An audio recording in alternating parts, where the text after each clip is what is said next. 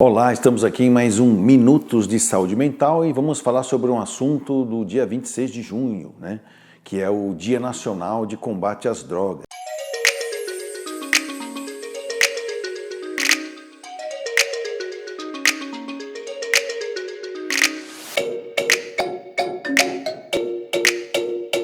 É um assunto de saúde pública, Há quem ainda fique apologizando o uso das drogas no sentido de que ela faz parte da vida do ser humano. Talvez realmente concordo que desde que o mundo é mundo, desde que o primeiro animal mais inteligente ou mais que buscou alguma sensação, vamos dizer assim, de melhoria da sua vida, que foram os gorilas, Eles buscaram, vamos dizer assim, buscavam aliviar os seus sintomas de mal-estar, principalmente quando o gorila macho estava no cio e aí a gorila fêmea não estava. Então ele ficava muito feroz com isso e a gorila fêmea percebia que se ele desse umas florzinhas para o gorila macho tomar, aliviava aquelas tensões e ele ficava mais calmo.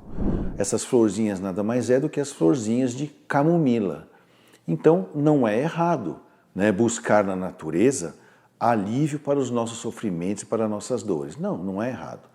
O único problema é que substâncias químicas psicoativas, sejam elas naturais ou sintéticas, feitas em laboratórios, podem não só aliviar os sintomas, como eliminar a sensação da dor.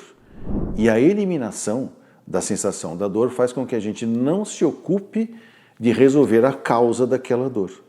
Então, se a busca é aliviar, podemos buscar um tratamento.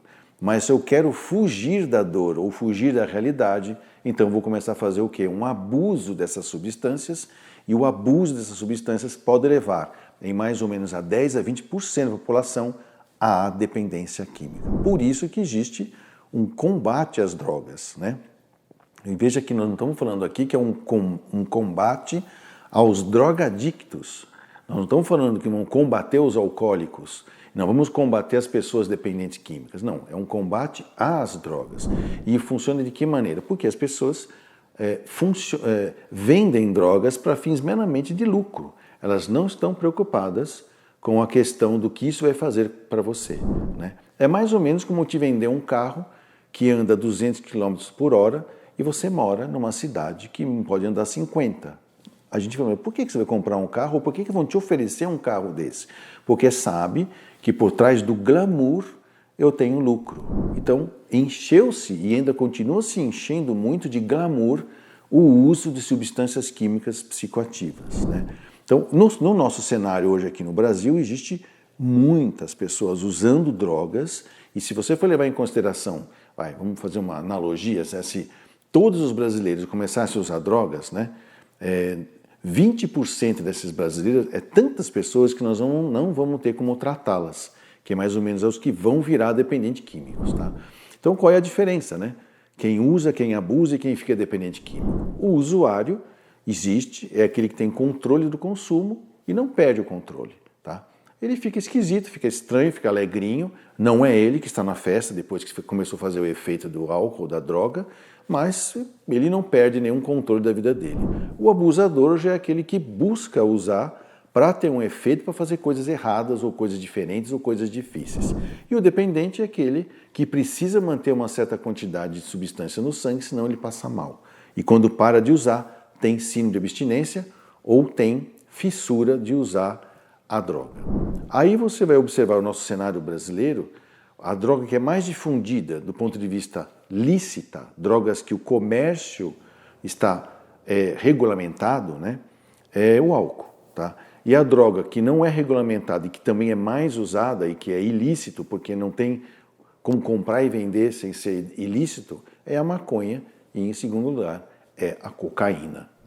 Existe um outro tipo de drogas que são os calmantes, que também existe um mercado negro e hoje não é difícil, infelizmente, algumas farmácias vendem por um preço um pouco mais alto, às vezes é um preço bem alto, remédios que precisam de notificação de receita, que é aquelas receitinhas azuis, parece um cheque, E tem um outro tipo de droga que são psicoestimulantes que precisa de um chequinho amarelo, para você poder comprar. Mesmo assim, não é difícil você ver pessoas que têm estoque em casa de remédios psicoestimulantes ou calmantes e compra sem receita.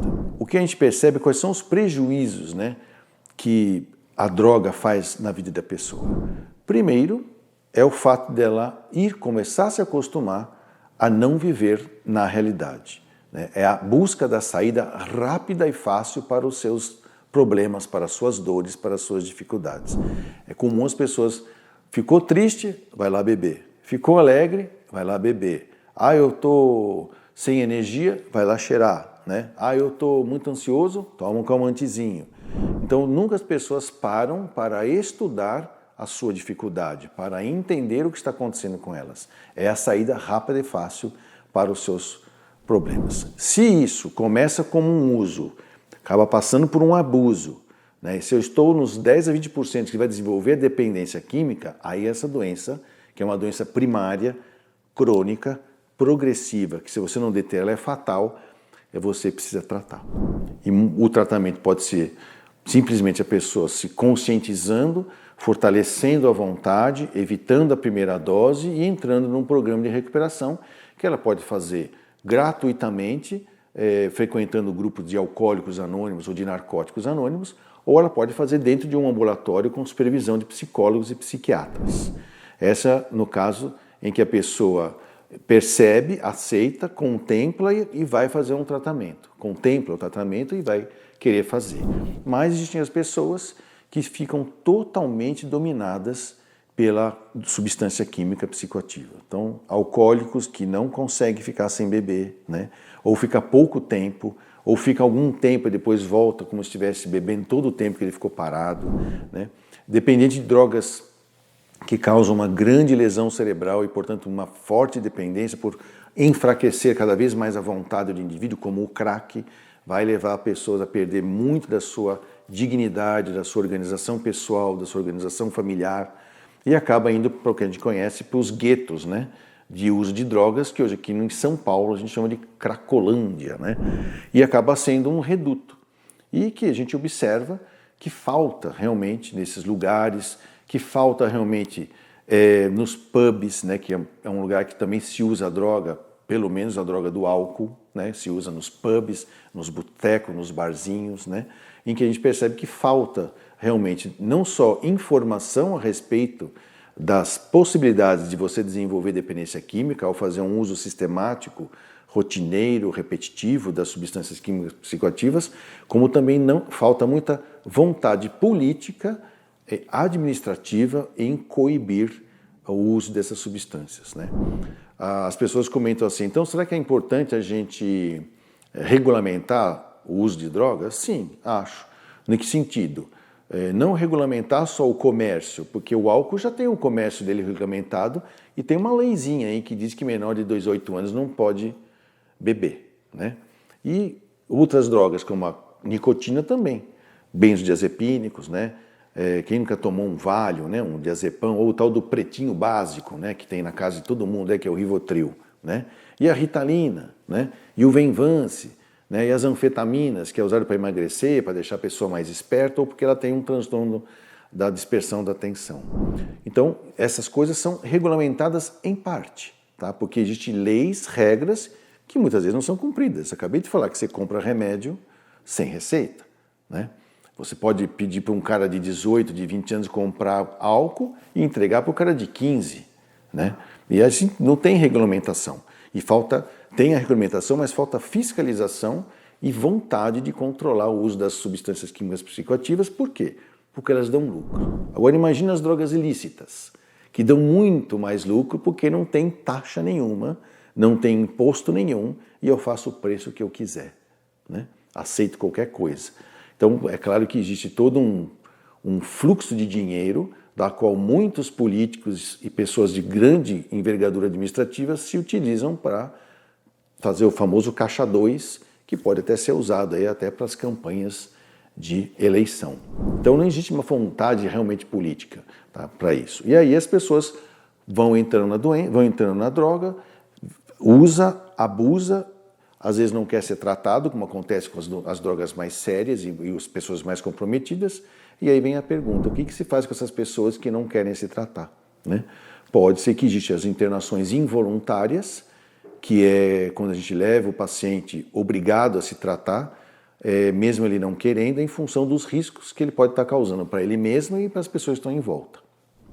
E existe a internação compulsória, que é aquela que o juiz determina que alguém seja internado porque ele está sendo uma ameaça para ele mesmo, para as pessoas. Essa é a diferença. De qualquer maneira, nesses dois modelos, existe um tempo que a pessoa vai ficar internada para ela se desintoxicar, para ela ser conscientizada da doença dela sem efeitos da droga na cabeça e ela poder decidir então se ela quer continuar se tratando ou não em qualquer modelo que ela escolher.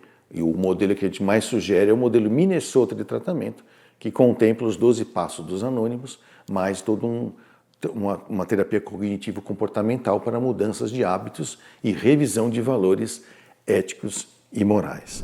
Então, qual que seria para nós a medida ideal para a gente poder combater as drogas? Primeiro é a informação, né? Hoje a gente começa a dizer, no meio em que se trata de dependentes químicos, que a desinformação mata mais do que as drogas. Depois da desinformação vem aquilo que eu falei um pouquinho antes, a regulamentação. Porque se você falar que droga não é gostoso, é mentira. Droga é gostoso, porque senão as pessoas não usariam, né? Ela dá uma sensação gostosa, só ela não faz bem. Como tem um monte de outras coisas que são gostosas que não faz bem. Na alimentação, né? Na atividade física, tem um monte de coisa que é gostoso, a gente sabe que não faz bem. Então, se a gente partir para a regulamentação, que não seja só do comércio, mas sim da prescrição dessas drogas. E aí não é uma prescrição médica, é uma habilitação. Eu falo que tem que ter uma CNH, né? Uma Carteira Nacional de Habilitação para Uso de Drogas. E aí a pessoa vai ter que fazer testes psicológicos, testes neuropsicológicos, testes psicotécnicos, avaliação com o psiquiatra, né? Para depois poder dizer que ele tem condições de usar. Tá, ele tem condições de usar. Qual? Ah, essa aqui, aquela ali? Quanto? Como? Onde? Sob supervisão ou sem supervisão? Né? E aí, isso é regulamentar. E o que é mais interessante, não adianta regulamentar nada, como no Brasil tem leis para tudo, né? Mas se não houver fiscalização. E aí vem uma grande decepção nossa, né? Que muitas vezes a própria fiscalização também está fazendo parte do comércio e dos interesses do comércio de drogas, ou seja, acabam criando dificuldades para vender facilitados. Então, o que a gente sugere é, se você foi apresentado para a droga, ou no dia 26, lembre-se, cuidado, tenha mais informações sobre isso.